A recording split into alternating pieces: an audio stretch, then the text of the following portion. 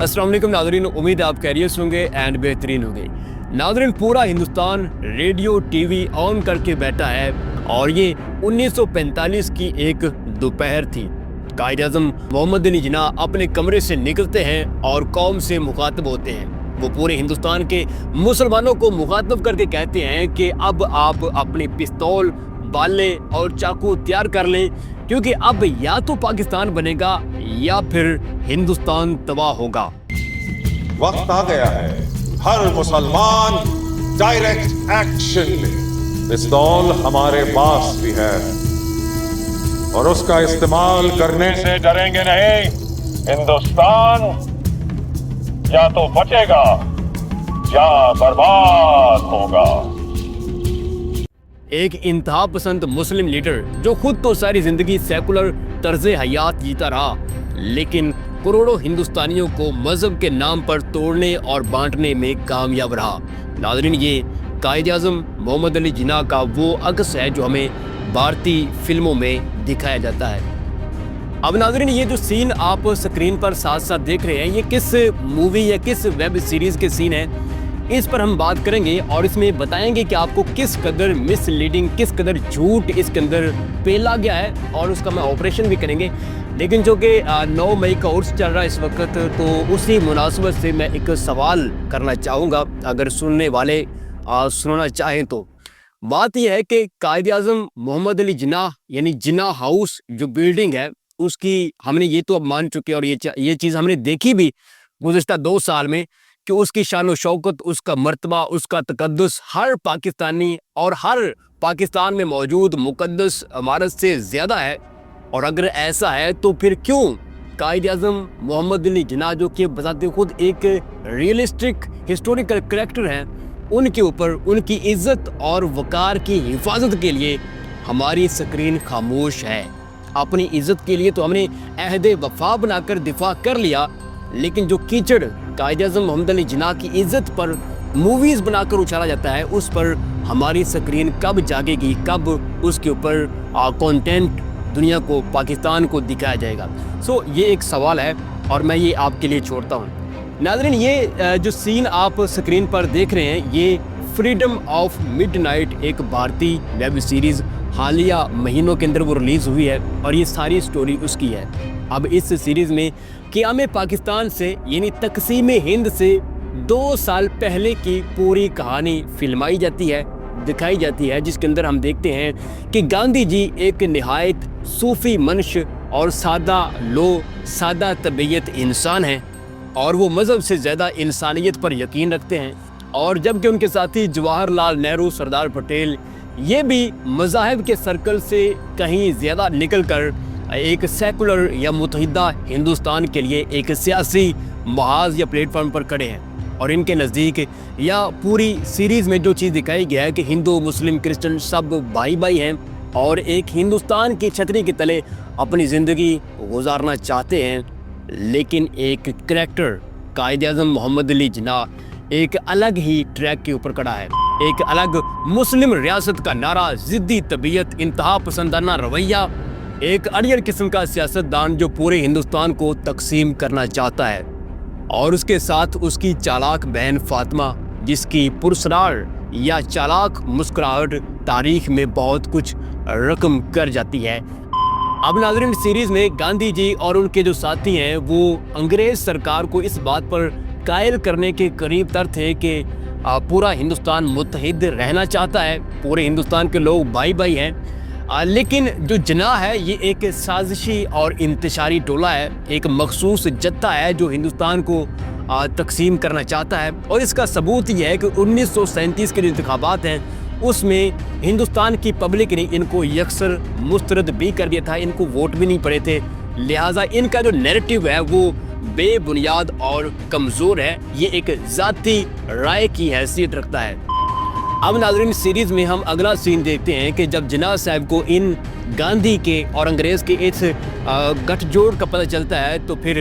फिर कायद-ए-आज़म मोहम्मद अली जिन्नाह एक aggressive point लेते हुए पब्लिक से खिताब करते हैं اور انہیں چاقو، بالے، پستول یہ ساری چیزیں تیار رکھنے کا حکم دیتے ہیں، کیونکہ اب وقت آ گیا ہے کہ پاکستان بنایا جائے یا پھر ہندوستان کو تباہ کر دی جائے۔ اب اگر آپ اس سیریز کو دیکھیں گے تو اس کے اندر آپ کو ہتھیاروں کو تیل لگانے والا سین آپ کو نہیں ملے گا، کیونکہ اس وقت جیدہ جی جیسے ماہر عسکریات اس وقت موجود نہیں تھے، تو آپ کو یہ سین دیکھنے کو نہیں ملے گا۔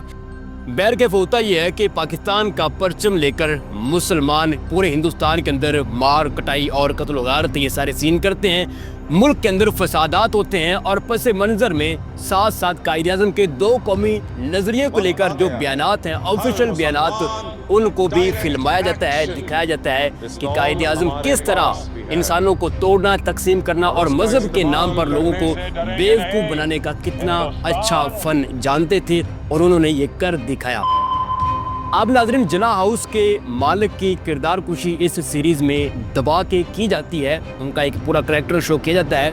لیکن وہ کیا ہے جو اس سیریز میں چھپایا گیا ہے، وہ کیا ہے جو مس لیڈنگ ہے، اور وہ کیا ہے جو اگر بتا دیا جائے تو اس سیریز کا معنی اور مفہوم ختم ہو جاتا ہے تاریخ کے اصل حقائق بتانے سے، وہ میں آپ کو مختصر یہاں پر میں آپ کے ساتھ شیئر کرتا ہوں۔ اب ناظرین، سچ یہ ہے کہ قائد اعظم محمد علی جناح 1906 میں بر صغیر کی پولیٹکس میں انٹر ہوتے ہیں، اور جس پلیٹ فارم پر وہ آتے ہیں وہ انڈین آل انڈیا کانگریس تھی، اور یہ وہ جماعت تھی جہاں پر گاندھی اور جواہر لال نہرو، پٹیل اور ساری جو ہندو قیادت تھی وہ بھی اس جماعت کے اندر تھی، اور سب کا ایک نعرہ تھا کہ متحدہ ہندوستان، سیکولر ہندوستان، جہاں پر تمام لوگ اپنی مذہبی رسومات کے لیے، معاملات کے لیے آزاد ہوں گے۔ اور اسی دور میں علامہ اقبال نے بھی متحدہ ہندوستان کی اہمیت اور ضرورت کے اوپر بہت سارا کام کیا، بہت ساری نظمیں لکھیں، اور یہ ایک پورا ایک ٹائم لائن ہے جس کو سیریز میں مس کر کے قائد اعظم کا متحدہ ہندوستان کا حامی ہونا، اور اسی کے ساتھ ساتھ کانگریس کے اندر ایک باقاعدہ ایکٹیو پولیٹیکل ممبر کے طور پر کام کرنا، علامہ اقبال کا بھی اس کے اندر اپنا رول، اور تاریخ کا یہ اہم ترین پارٹ، یعنی جہاں سے ہندوستان کی جو عملی سیاسی تاریخ کا آغاز ہوتا ہے، اس کو مس کر کے، سائیڈ پر کر کے اس پوری سیریز کو مس لیڈنگ کنٹینٹ میں بدل دیا گیا ہے۔ اب ہوتا یہ ہے کہ کانگریس میں 16 سال گزارنے کے بعد قائد اعظم اس نتیجے پر پہنچے کہ اس جماعت کا بظاہر تو نعرہ متحدہ ہندوستان کا ہے، لیکن اصل میں یہ صرف ہندو مفادات کے تحفظ کے لیے کام کرنے والی ایک جماعت ہے۔ اب 1920 میں جب مسلم لیگ ایک ایکٹیو پولیٹیکل پارٹی کے طور پر ابھری تو ان کا مقصد بھی متحدہ ہندوستان ہی تھا، لیکن ایک ایسا ہندوستان جس میں مسلمانوں کے مفادات بھی پوری طرح سیکیور ہوں،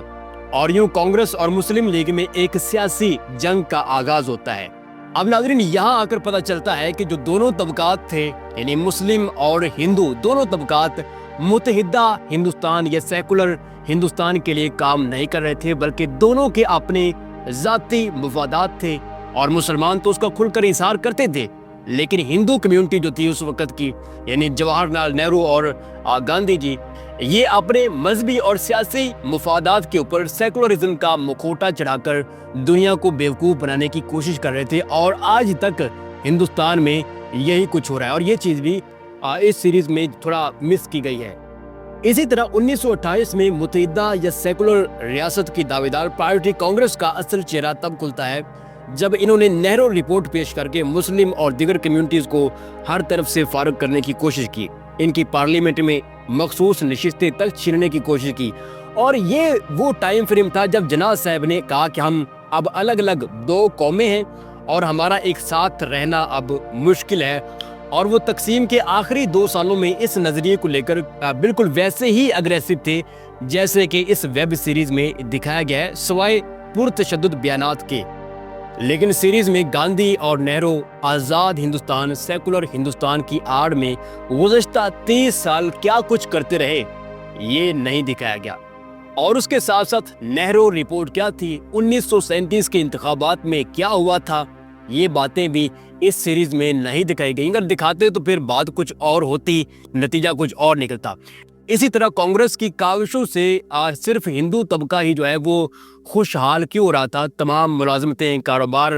اور جوڈیشری کے اندر تمام انرول ہونے کے مواقع جو ہیں، یہ سارے کے سارے ایک مخصوص طبقے کی گود میں ہی کیوں جا رہے تھے، یہ سوال بھی اس سیریز میں نہیں اٹھائے اور بتائے گئے۔ اور اسی طرح بہت ساری چیزیں ہیں جو اس سیریز میں مس کر کے تاریخ کو ایک الگ دنیا کے سامنے، کیونکہ اب لڑکے جو ہیں وہ کتابیں تو پڑھتے نہیں، تاریخ کی کتابیں اب لائبریری کی خوبصورتی بن کے رہ گئی ہیں،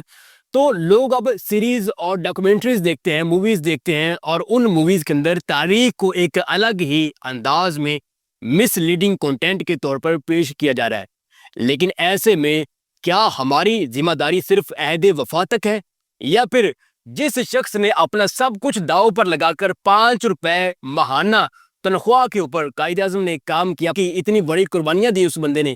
کیا ہماری بطور قوم یہ ذمہ داری نہیں بنتی کہ ہم ان کی شخصیت پر، ہسٹوریکل کریکٹر کے اوپر جو کیچڑ اچھالا جاتا ہے اس کا ہم اپنی طرف سے ایک دفاعی کنٹینٹ پیش کریں؟ اور کیا یہ باقاعدہ سوشل میڈیا یا کنٹینٹ وارفیئر کا حصہ نہیں ہے؟ اگر آپ مانتے ہیں کہ یہ کنٹینٹ وارفیئر کا حصہ ہے تو پھر آپ کو اپنے چہرے پر میک اپ سے کہیں زیادہ قائد اعظم اور پاکستان کی جو دیگر ہسٹوریکل کریکٹرز ہیں ان کے دفاع کے لیے سیریز، موویز اور ڈراماز بنانے چاہیے۔